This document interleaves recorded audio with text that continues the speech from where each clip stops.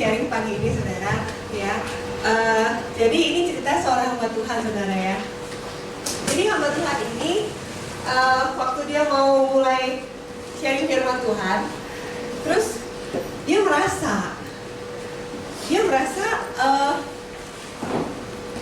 Roh Kudus bicara bahwa nanti selagi dia sharing, selagi dia khotbah, nanti Tuhan akan sembuhkan beberapa orang. Jadi Tuhan bilang sama dia, kamu gak usah tumpang tangan, kamu gak usah apa-apakan, kamu akan lihat kuasa aku bekerja. Gitu ya. Jadi dia merasa Tuhan bicara seperti itu sama dia. Dan kemudian kalau siapa orang yang selagi dia bicara, kemudian orang itu disembuhkan, orang itu harus berdiri, dan kemudian dia akan bilang sama orang itu, Yesus memberkati kamu. Gitu ya. Nah, terus jadi kemudian dia khotbah saudara.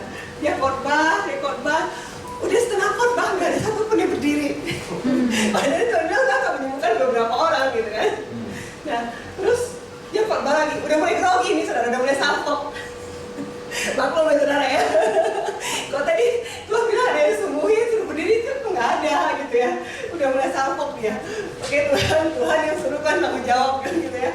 Nah terus dia khotbah saudara. Sampai saudara ya udah mau selesai khotbah, tiba-tiba saudara satu orang berdiri saudara, supaya orang itu disembuhkan. Dan dia bilang Yesus memberkati kamu. Ternyata apa yang terjadi?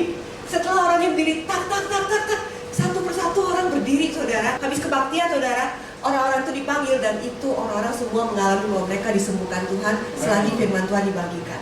Wow. Oke. Nah saudara, kenapa saya cerita ini saudara?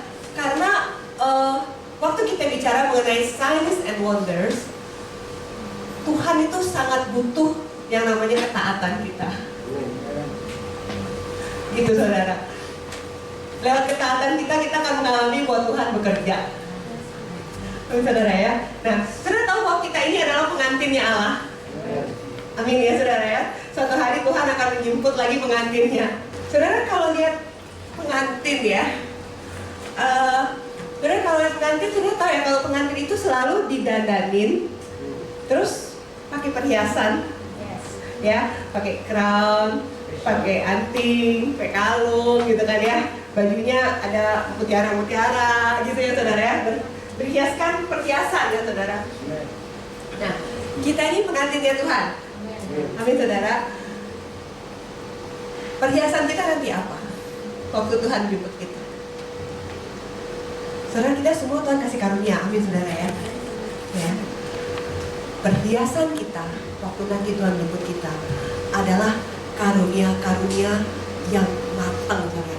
Ini bicara apa? Ini bicara bahwa karunia yang Tuhan pakai ke kita, yang Tuhan kasih kepada setiap kita, Tuhan mau kita mendewasakan.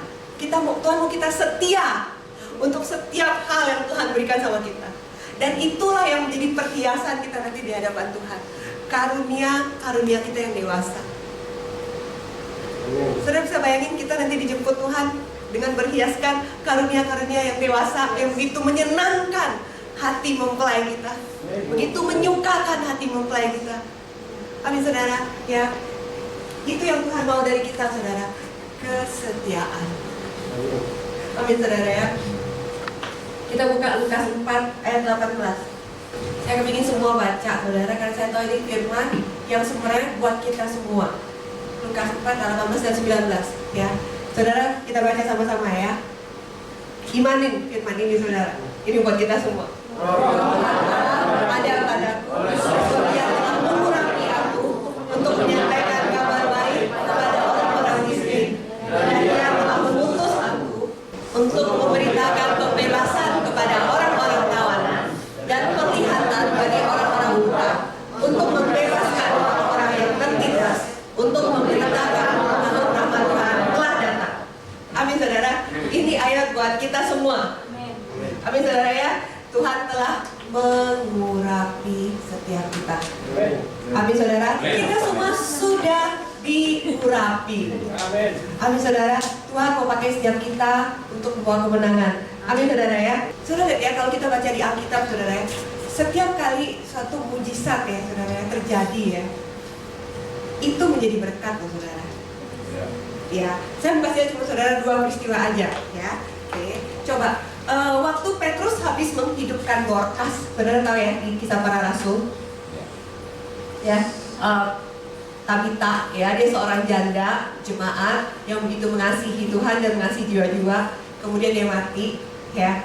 Nah, saudara coba Kisah Para Rasul 9, efeknya ini loh, keren banget. Kisah Para Rasul 9 ayat 40 sampai 42.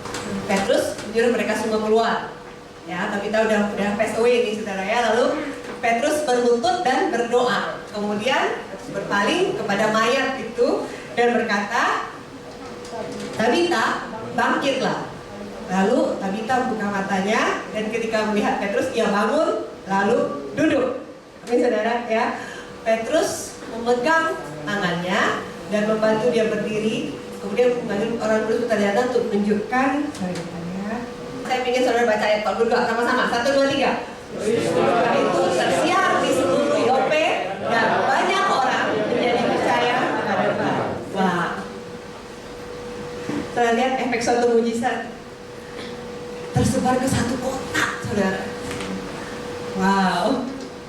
Wow. Saudara, dari sini tadi kita kesaksian kita akan menyebar, akan mempengaruhi banyak orang.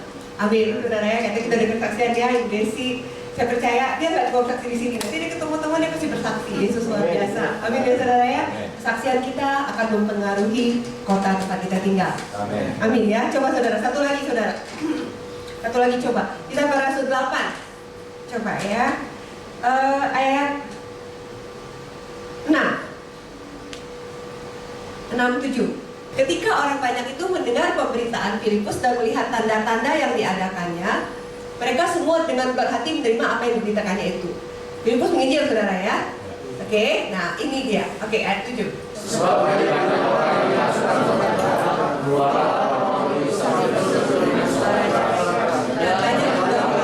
Dan orang timpang yang disebut. Amin, saudara. Ya, itu tadi gara-gara mujizat orang-orang Samaria menerima Yesus. Amin, saudara, ya.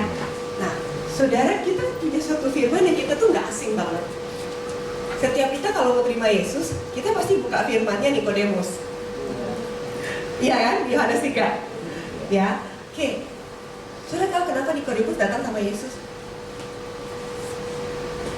Coba buka Yohanes 3. Kenapa Nikodemus datang sama Yesus? Coba ayat 1 dan 2. Dari Nikodemus kita belajar lahir baru kan, saudara, ya. Ya, luar biasa. Nah, ini Nikodemus, ayat 2.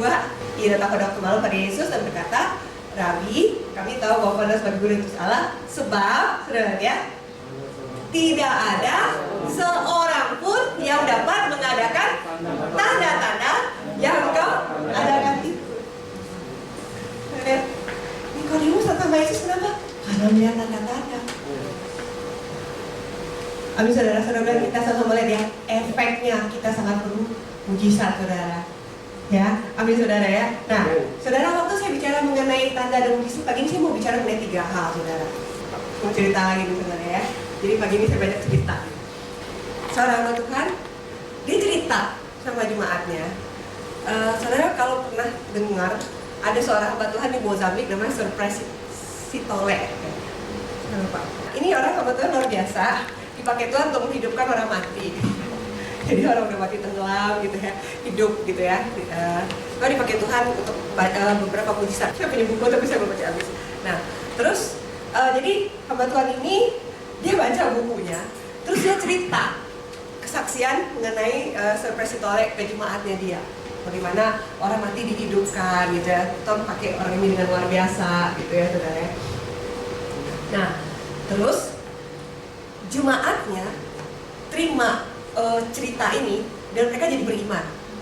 Oke. Nah, suatu hari jemaatnya ini ada yang punya anak kecil dan itu benar-benar di luar kendali dia. Anak kecil itu lari keluar halaman gitu ya, benar-benar ketabrak mobil, saudara. Ketabrak gitu ya, dan kebanting gitu, saudara. Dan dia panik kan, itu anak udah berdarah gitu ya, kepalanya gitu kan ya. Dan itu anak udah nggak ada nafas, saudara, gini nggak ada nafas. Mereka telepon ambulan untuk panggil gitu ya, untuk panggil untuk jemput anaknya.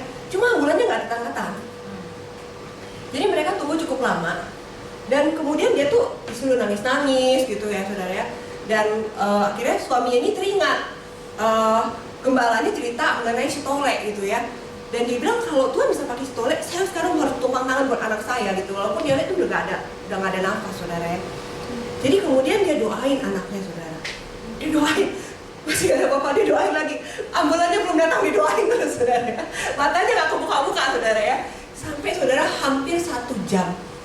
Hampir 1 jam bisa terjadi saudara, pelan-pelan anaknya kebuka matanya. Wow, luar biasa saudara ya.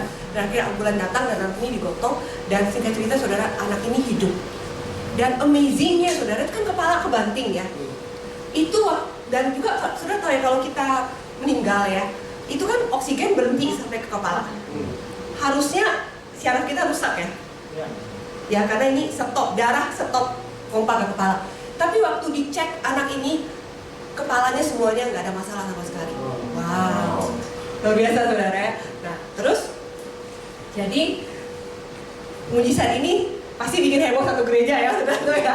Anak Dawati hidup gitu ya saudara ya, walaupun nggak dicek secara medis, tapi ini udah nggak ada kan. Nah, terus saudara, hamba Tuhan ini kan cuma ada dia nih tadi nih yang hidupin anaknya sendiri. Terus di gereja dia itu ada orang stroke saudara di bawah. Nah, ceritanya hamba Tuhan ini sudah melayani doain orang sakit itu udah 30 tahun lebih. Gitu saudara. Dan selama ini belum pernah satu orang stroke pun disembuhkan. Gitu saudara ya. Dan kemudian waktu dia doain orang stroke ini, tiba-tiba saya percaya Roh Kudus lah ya, Roh Kudus ingetin dia. Roh Kudus ingetin dia bilang gini, itu jemaat kamu doain anaknya aja, itu kan harusnya kepala udah rusak, udah kebanting, udah keluar darah, terus udah hampir 1 jam, harusnya udah stop, harusnya udah mati dong, syarafnya udah mati dong, udah nggak berfungsi kan. Tapi itu aja bisa hidup, bisa hidup lagi. Apalagi orang yang cuma stroke gitu ya. Gitu kan. Jadi kalau yang tadi syarafnya ini bisa hidup, kenapa orang stroke ini enggak? Tiba-tiba dia dapat kuasa seperti itu saudara ya. Dan kemudian saudara, dia doain. Dan amazingly, after 30 years gitu saudara, setelah 30 tahun menumpangkan tangan, tiba-tiba hari itu dia sembuhin orang stroke itu jalan. Wow. Nah, saya mau cerita saudara kenapa?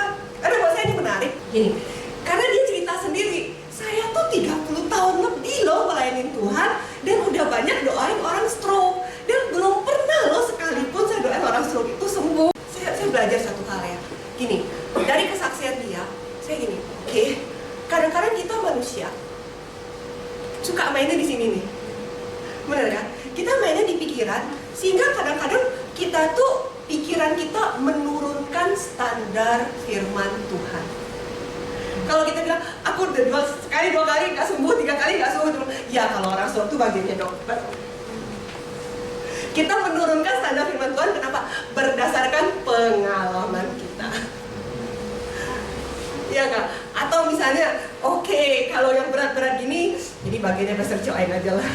Saya bagiannya yang batuk pilek, yang flu gitu ya, yang keselio itu bagiannya saya gitu ya.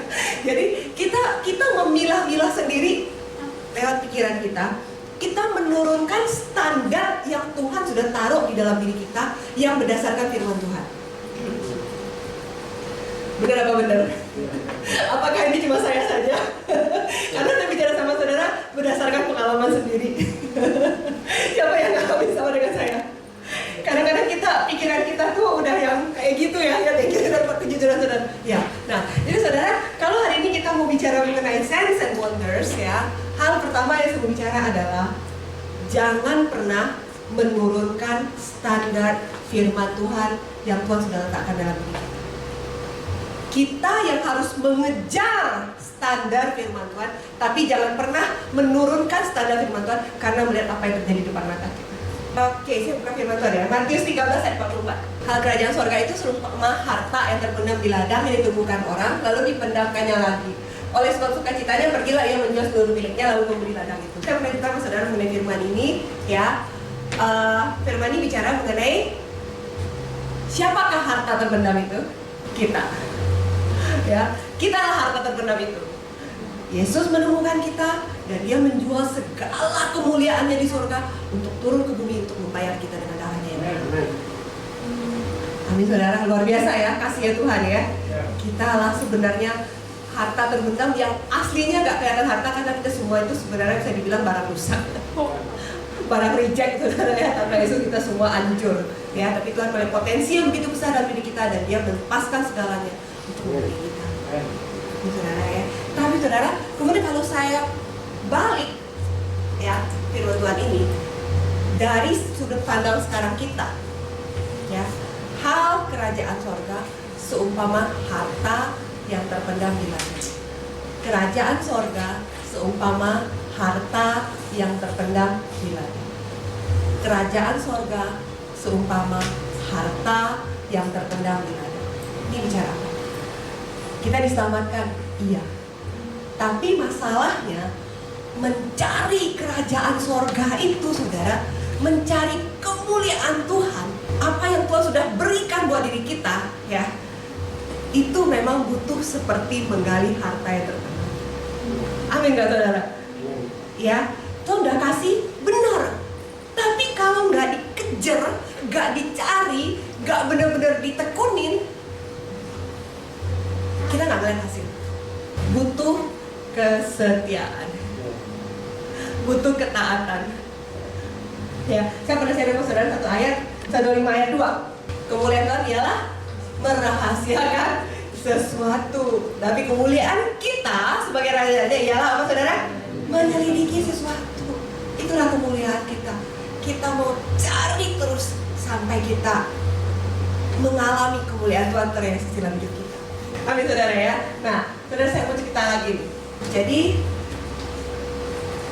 ini sama Tuhan yang lain. Ini dari gereja Ortodoks. Saudara sudah belajar KKA, sudah ngerti ya. Kalau yang dari gereja Ortodoks, mereka tidak berbahasa roh. Hamba Tuhan ini dia menggambarkan sebuah gereja yang cukup besar, ya. Tapi gerejanya itu tidak berbahasa roh. Tapi puji Tuhan, ini orang haus dan dia mau terus belajar. Dan dia mengakui selama ini dia sangat menentang sama yang namanya bahasa roh. Terus menentang, dia bilang banyak sekali kepalsuan di gereja-gereja, malah orang-orang bikin kesaksian palsu. Kata dia kayak gitu, ya. Nah, jadi dia mengajarkan kepada jemaatnya bahwa bahasa roh itu salah, bahwa bahasa roh itu nggak benar, gitu saudara ya. Nah, dan kemudian dia mengajarkan hati-hati kepada jemaatnya terhadap gereja-gereja yang di luar itu, gitu saudara ya. Nah, kemudian tapi dia bagusnya ya, satu halnya lagi adalah waktu dia baca firman Tuhan, dia tuh mau terus belajar, mau terus menyelidiki. Jadi dia waktu baca firman Tuhan, dia mau baca di luar sudut pandang denominasinya dia. Dia benar-benar melihat Alkitab itu mau bicara apa. Puji Tuhannya di situ. Ya. Nah, dan kemudian semakin dia baca, semakin dia merasa kok kayaknya bahasa roh ini benar ya. Kok bahasa roh kudus ini ada ya. Kalau Tuhan lakukan dulu waktu di Kisah Para Rasul, berarti harusnya Tuhan melakukan sekarang lagi dong. Gitu ya. Dia mulai merasa apa yang dia yakinin selama ini udah mulai goyah. Saudara. Dan dia terus mempelajari sendiri, dia menggali sendiri kesaksian dia, saudara. Dia mempelajari sendiri, gak ada yang tahu, diam-diam, karena ini masalah perang denominasi ya, saudara. Dia menggali sendiri tuh sampai 1,5 tahun. Wow, gak ada yang tahu, dia benar-benar belajar, dia pelajarin sendiri, dia menggali, gitu ya. Tadi kemuliaan Tuhan adalah merahasiakan sesuatu, dan kemuliaan ada ya menyelidiki sesuatu. Ya. Jadi dia benar-benar pelajarin sendiri, dan setelah 1,5 tahun mempelajari sendiri, dia memberanikan diri. Ini luar biasa, dia tahu sekarang dia pelajarin ini benar. Setelah dia selidiki dengan seksama, dia memberanikan diri datang ke sebuah KKR pencurahan Roh Kudus. Ya saudara, itu maksudnya ini keluar dari apa yang dia tahu selama ini ya saudara, apa yang dia pegang selama ini. waktu dia datang, dia tuh sudah datang dengan hati yang siap, hati yang terbuka. Karena dia bilang, Tuhan, saya tahu nih sekarang bahwa ini benar, saya udah pelajarin ini Tuhan. Jadi bukan karena apa kata orang, tapi karena saya mempelajari firman Tuhan. Dan dia belajar 1,5 tahun, saudara ya, bukan waktu sebentar ya saudara ya. Dan sekarang saya datang dengan keyakinan bahwa firman-Mu itu benar. Ini tadi saya bilang saudara, ini hamba Tuhan besar, jemaatnya besar saudara ya. Dia datang ke KKR, nggak tahu siapa yang tumpangin tangan. Dia cuma bilang, itu ada satu om-om agak gendut, tumpangin dia tangan.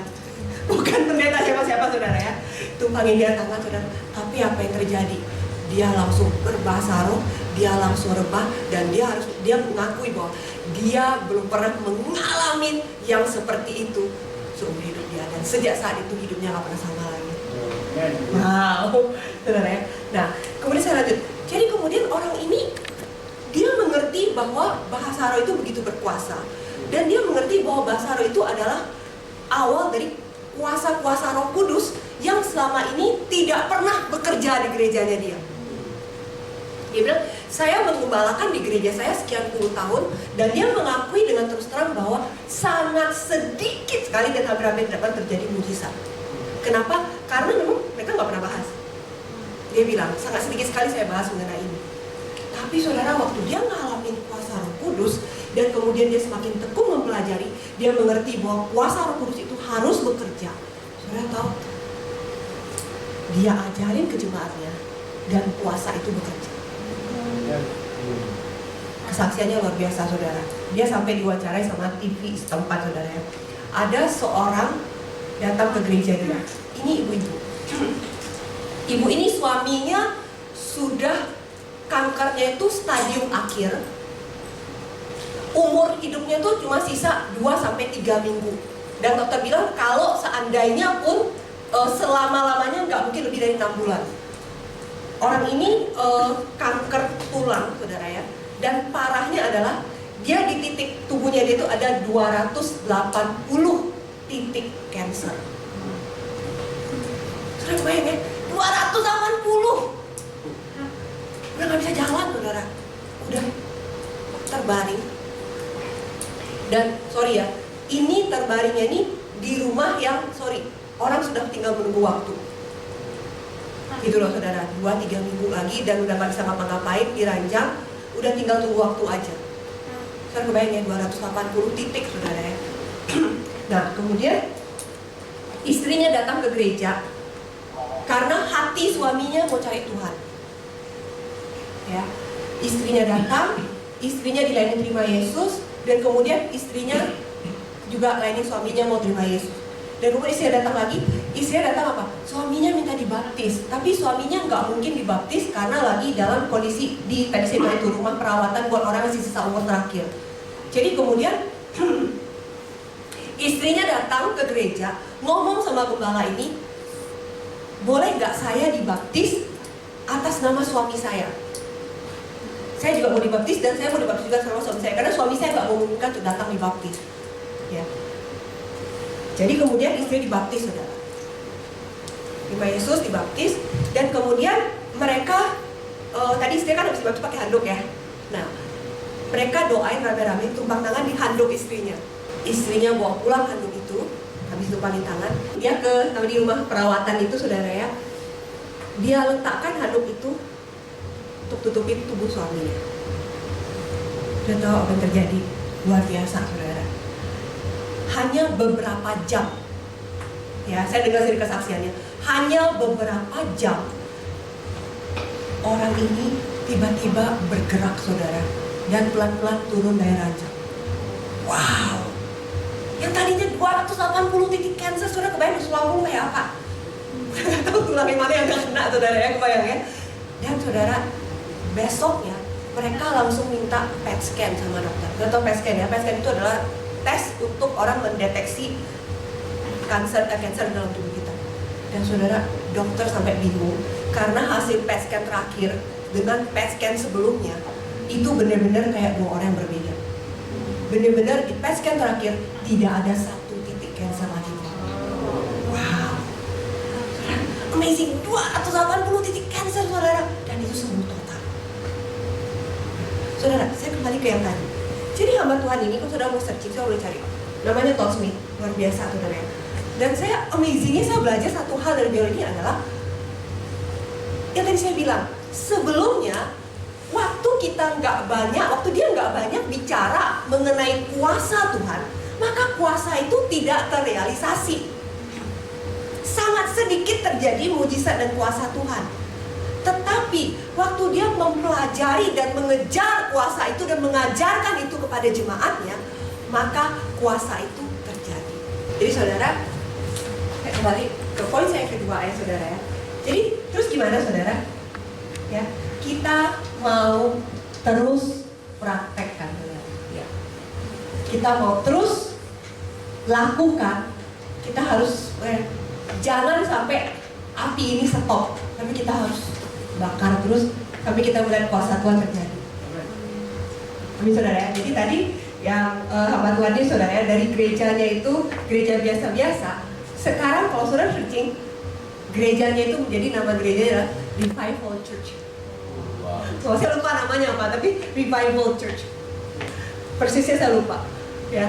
Tapi saudara lihat kenapa? Karena memang benar-benar revival terjadi di gerejanya. Tanda-tanda ajaib dan mujizat terjadi di gerejanya. Kita lihat Tuhan Yesus sekarang saudara. Apa yang Yesus lakukan? Saya tadi sama-sama tahu bahwa Yesus mengutus 12 muridnya. Ya, oke, coba. Markus 6 ayat 7. Yesus memanggil ke-12 murid dan mengutus mereka berdua-dua. Ya, dan Yesus memberi kepada mereka kuasa atas roh jahat. Saudara lihat ya, hatinya Tuhan selalu mengutus, menginjil, dan menginjil dengan kuasa. Selalu seperti itu. Ya, mengutus, menginjil, dan menginjil dengan kuasa. Selalu begitu polanya Tuhan. Sama seperti yang Tuhan sendiri lakukan. Yesus sendiri seperti itu kan? Yesus diutus oleh Bapa, dia menginjil, dan dia menginjil dengan kuasa. Ya, nah. Habis 12, coba sekarang Lukas 10 ayat 1. Kita mulai dari satunya. Saya akan bicara banyak di sini. Habis 12, Yesus nggak stop. Yesus panggil lagi 70. Sekarang gini ya saudara ya. Kira-kira kalau tadi ada 12, terus ada 70, kira-kira yang mana yang lebih beresiko ya? Lebih beresiko yang 12 atau 70? Beresiko gagal nih. 70. Sorry itu saya, 12 aja masih nggak beres, masih berantem. Bener nggak? Masih hebat lah gitu kan ya. Masih berantem begitu-begitu. Ya nggak saudara ya kan? Masih nggak percaya. Kayak Filipus kan dia nggak percaya kan? Kok cuma punya 5 roti 2 ekor? Gitu kan ya. Saudara lihat ya, 12 aja banyak masalah, apalagi 70. Resikonya lebih besar. Benar kan saudara? Nah, saudara kebayang gini aja. Kalau kita tiba-tiba mau ada mission trip, saya kebayang kalau gini. Kalau kita baca firman ini ya saudara ya, saya kebayang gini. Tiba-tiba kita mau ada mission trip nih, misalnya ya, mau kemana ya? Oh, ke Surabaya. Alek mau pulang saudara, besok kita dengar kesaksiannya saudara ya. Tuhan pakai dia luar biasa, karena dia belum punya hati untuk merintis Surabaya. Ya, dan Alek sekarang udah punya beberapa orang, mereka merintis ya saudara. Setiap Sabtu mereka ada cell group, dan sekarang orang-orang yang ada sama dia itu ada sekitar 7 orang, dan itu orang-orang yang tetap. Wow, saudara ya. Nah, jadi sekarang pura-pura nih ya, kita main pura-pura. Kita mau rintis orang ke Surabaya. Kira-kira menurut saudara, saya akan utus 12 sampai 70? Yang pasti 12 dong. Karena saya mau pasti dong aman. Jangan bikin masalah nanti 70 bikin masalah di sana. Nanti ada ketawa, misalnya seperti itu ya. Ada yang merasa, aduh kok gak pernah doain orang, gimana caranya? Gitu kan ya. Kita gak boleh kayak gitu dong, beresiko dong. Daripada pasukannya kocar-kacir, saya akan lebih mending saya pilih 12 murid berangkat, misalnya seperti itu. Setuju dong? Setuju kan? Tapi Yesus enggak loh. Yesus tadi bisa 12 kan? Terus Yesus tutup berapa? 20, 70. Padahal tadi buat kita 70 tuh berisiko banget kan? Benar ya? Oke kan saudara ya? Kenapa saudara? Saya belajar nih. Hatinya Tuhan begitu rindu untuk sebanyak mungkin orang-orang percaya. Diutus, menginjil, dan menyembuhkan. Itulah hatinya Tuhan. Kalau tadi kan saya cari aman. Ya? Tapi hatinya Tuhan bukan itu. Hatinya Tuhan bukan cari aman. Karena hatinya Tuhan begitu merindukan orang-orang diutus, menginjil, dan melakukan tanda-tanda. Itulah hatinya Tuhan, saudara. Ya, makanya saudara, waktu kita baca cerita 5 roti dan 2 ikan, Tuhan melakukan mujizat kenapa? Kalau Yesus berdiri di sini, maka Yesus pasti kasih murid-muridnya dong, kan? Kemudian murid-muridnya baru bagi ke 5.000 laki-laki loh, belum termasuk wanita dan anak-anak. Berarti perkiraannya di situ ada sekitar 20.000, kira-kira satu stadion, ya, itu stadion kecil ya, oke ya. Nah, saudara kebayang, nggak mungkin dong Yesus bikin 20.000 tiba-tiba, itu gitu kan ya, enggak dong. Pasti kan Yesus kasih ke muridnya, bukan sih ya, dan muridnya yang distribusi, iya dong. Oke, berarti siapa yang bikin mujizat? Kenapa? Karena hatinya Tuhan begitu rindu untuk kita mengalami proses. Tuhan begitu rindu lewat apa yang kita lakukan, di balik ketaatan yang kita lakukan. Itu ada prosesnya sebelum kita menikmati kemenangan. Itulah kerinduan hati Tuhan, saudara. Proses ketaatan melakukannya itu loh. Proses ketaatan menyelidiki firman Tuhan itu loh. Itulah hatinya Tuhan. Ya, nah, saudara, saya kembalikan dari 70. Tuhan berkata, tuayan memang banyak, tetapi pekerjaan sedikit. Saudara masih ayat ini ya. Mintalah kepada Tuhan yang mempunyai tuayan supaya Dia mengirimkan pekerja untuk tuayan itu. Nah, ayat 3. Pergilah, sesungguhnya aku mengutus kamu seperti anak domba ke tengah-tengah serigala. Waktu Yesus mengutus mereka, sekarang Yesus bilang kan, aku mengutus kamu seperti anak domba ke tengah-tengah serigala. Waktu Yesus kasih amanat agung, Yesus bilang, pergi, jadikan segala bangsa muridku, ya, baptislah mereka dan ajarkan mereka melakukan semua yang Yesus lakukan. Amin, saudara. Ajarkan mereka, ya saudara ya, kita mau mengajarkan buat setiap kita melakukan apa yang Yesus lakukan, benar saudara. Dan Yesus tutup dengan apa? Aku menyertai kamu selama-lamanya. Saudara, Yesus bilang, aku menyertai kamu sampai selama-lamanya. Ya, kamu pergi dan aku menyertai. Aku menyertai kamu. Oke. Dan kemudian sekarang Yesus bilang di sini, aku mengutus kamu seperti anak domba ke tengah-tengah serigala. Mungkin gak anak domba di tengah-tengah serigala tanpa penyertaan Tuhan? Gak mungkin kan, saudara? Pasti udah jadi santapan. Bener, tulang pun habis. Bener, tulang pun habis. Nah, tapi di sini saudara, saya belajar begini. Ternyata kita semua mau hidup dalam keamanan. Amin, saudara ya. Siapa di sini yang mau hidup tanpa keamanan? Ada nggak, saudara? Nggak ada ya. Oke.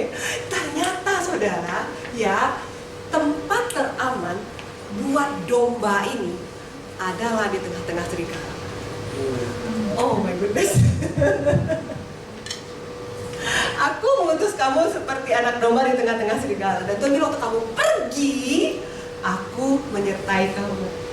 Saudara, mending kita pilih mana? Kita di tengah-tengah serigala, tapi Tuhan menyertai kita, atau kita di tempat lain, ya, yang nggak ada serigalanya, tapi Tuhan tidak menyertai kita. Tengah serigala, setuju dong? Amin, saudara.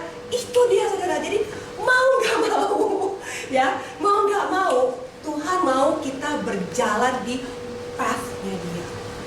Diutus, menginjil, dan melakukan dengan tanda mujizat. Itu cara Tuhan mengutus domba di tengah serigala. Kenapa? Kita lihat ayat lanjutannya. Jangan bawa pundi-pundi atau bekal kasut, jangan beri salam. Lanjut berikutnya. Kalau kamu masuk rumah, katakan lebih dulu damai sejahtera bagi rumah ini. Ya, saudara bicara mengenai peace, saudara bicara mengenai Jesus di rumah itu. Lanjut. Dah. Kalau kemudian orang itu terima peace kamu, maka salammu tinggal. Oke, next berikutnya. Ya, tinggal di rumah itu, tinggal pindah-pindah rumah. Next berikutnya. Nah, ini dia.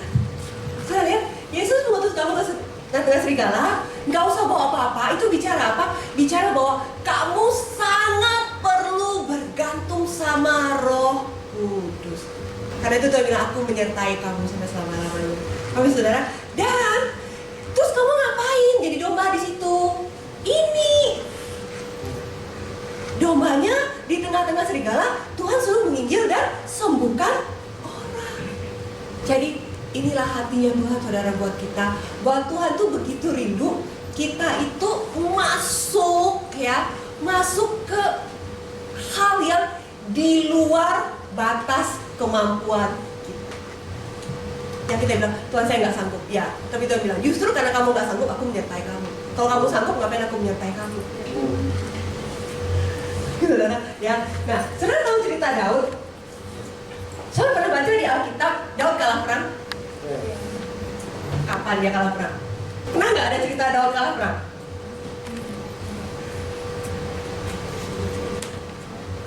Ada nggak? Ada nggak saudara? Kita baca Alkitab ya? Oke, kita semua baca Alkitab. Ada nggak cerita Daud kalah perang? Nggak ada ya? Nggak ada, saudara. Tapi saudara, Daud kalah sama apa, saudara? Daud itu kalah sama wanita. Dia nggak kalah perang, tapi kalah perangnya di sini. Ya saudara ya. Tapi saudara, kita lihat kenapa bisa kalah. Kan tadi kan Yesus bilang, aku mengutus kamu seperti domba di tengah-tengah serigala. Dan harusnya domba itu nggak boleh kalah. Yesus bilang, aku menyertai kamu.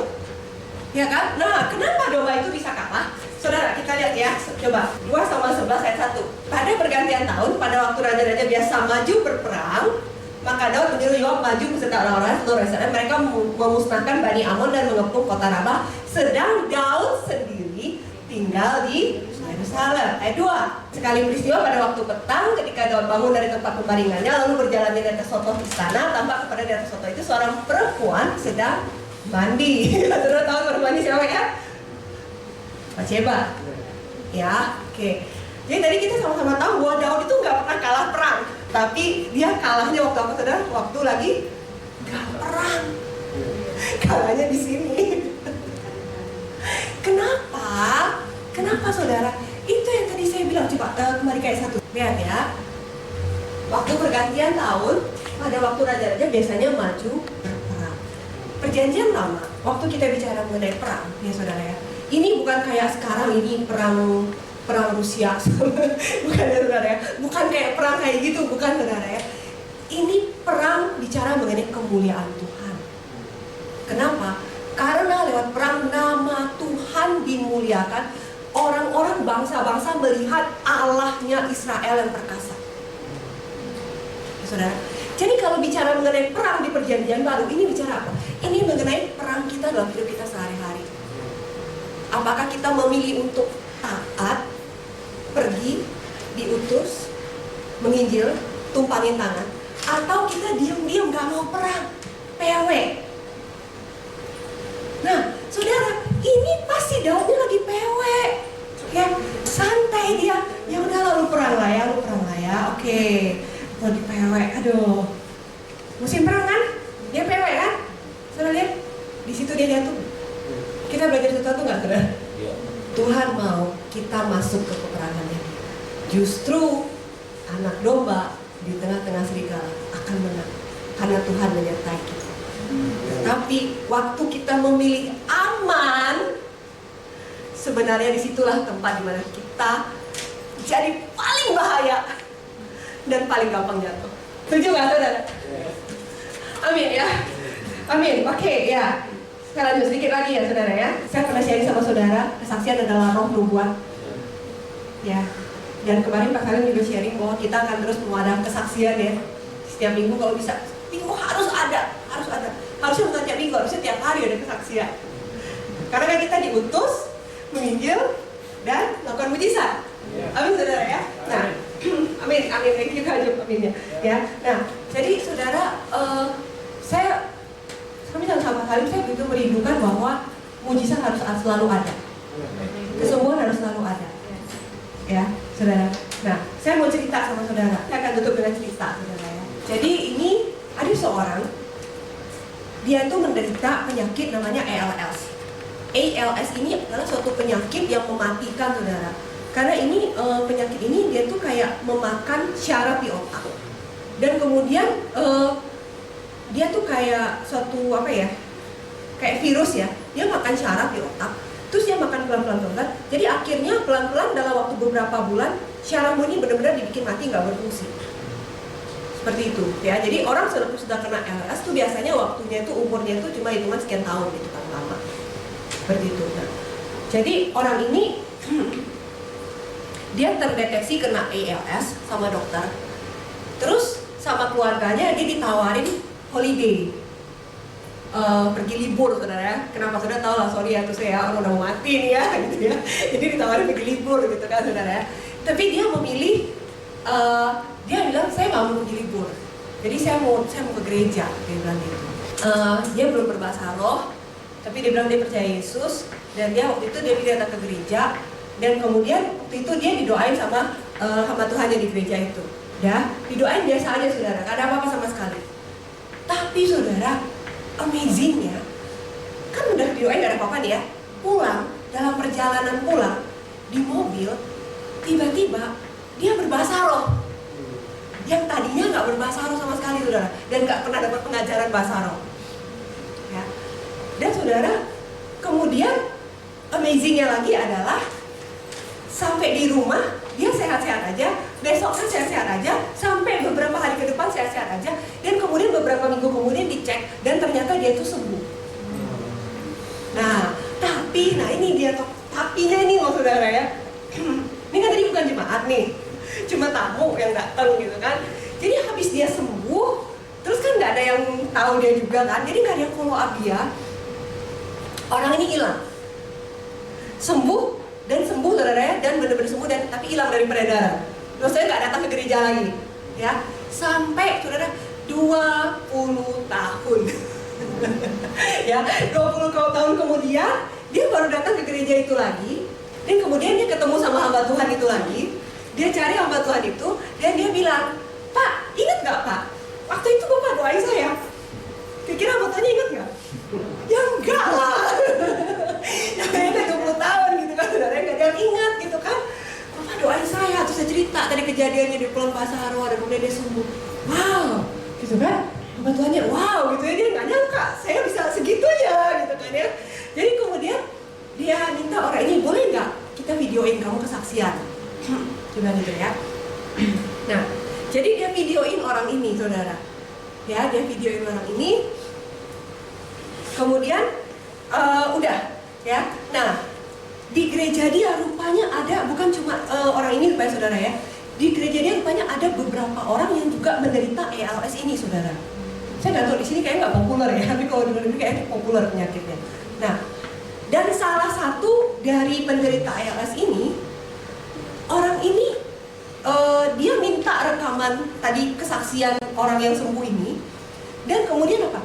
Dia dengar terus, diputar-putar terus sama dia, diputar terus kesaksiannya. Padahal nggak ada apa-apa ya, ceritanya tuh sama kayak tadi saya cerita sama saudara, nggak lebih gimana gitu ya. Tapi dia dengar terus, dia dengar terus, dia dengar terus, dia dengar terus. Sudah tahu apa yang terjadi?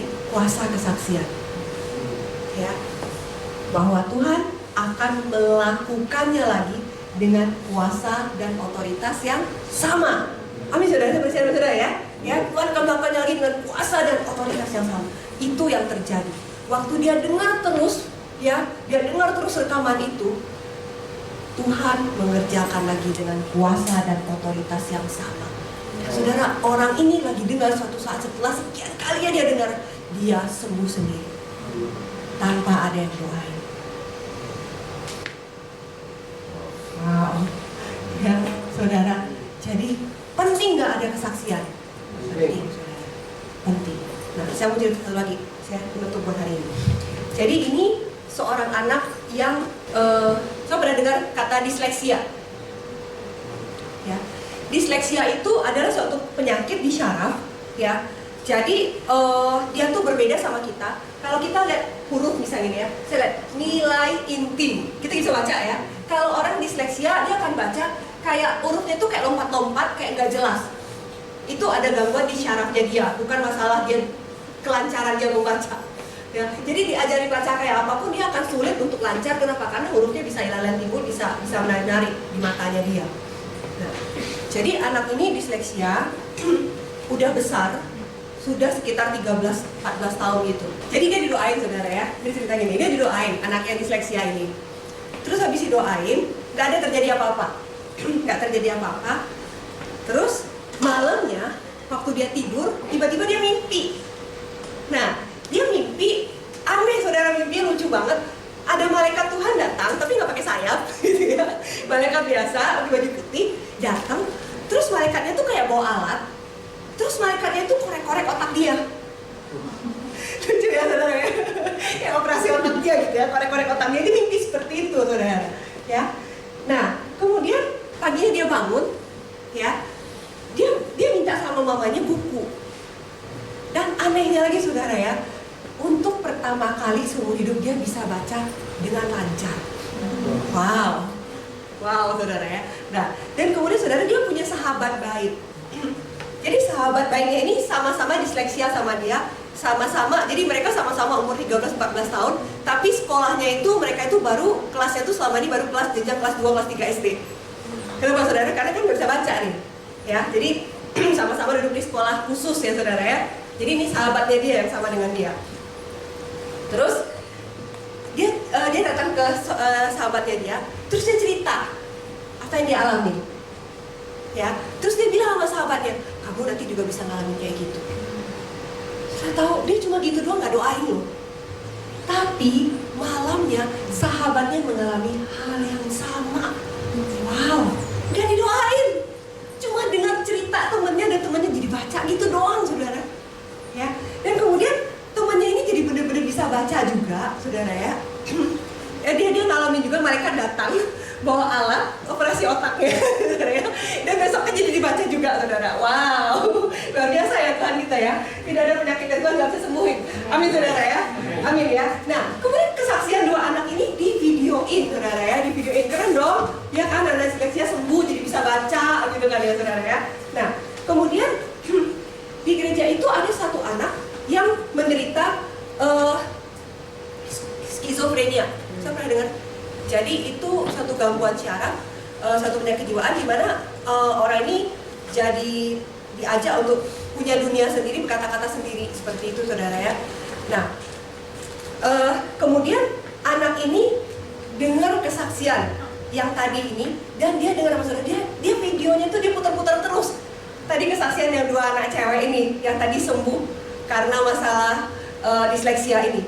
Dia dengar terus, padahal penyakitnya beda kan? Iya kan? Dia kan tadi ini disleksia, sementara dia tuh menderita skizofrenia. Tapi sudah tahu kan, jadi dia putar terus, dia dengar terus kesaksiannya. Dan saudara, apa yang terjadi? Dia sembuh. Gak ada yang doain, saudara. Gak ada yang doain, dia sembuh. Wow. Ya, saudara. Jadi saya mau cerita ke saudara. Kenapa? Karena saya mau membangun saudara semua. Mari, kalau saudara, maksudnya gini, kita tumpang tangan, kita berdoa buat orang sakit, iya. Tetapi setiap kesaksian ceritakan. Kenapa? Karena kita lihat bahwa setiap kejadian yang diceritakan itu adalah roh nubuat. Amin saudara. Dan Tuhan bilang bahwa Tuhan akan mengerjakannya lagi dengan kuasa dan otoritas yang sama. Amin saudara.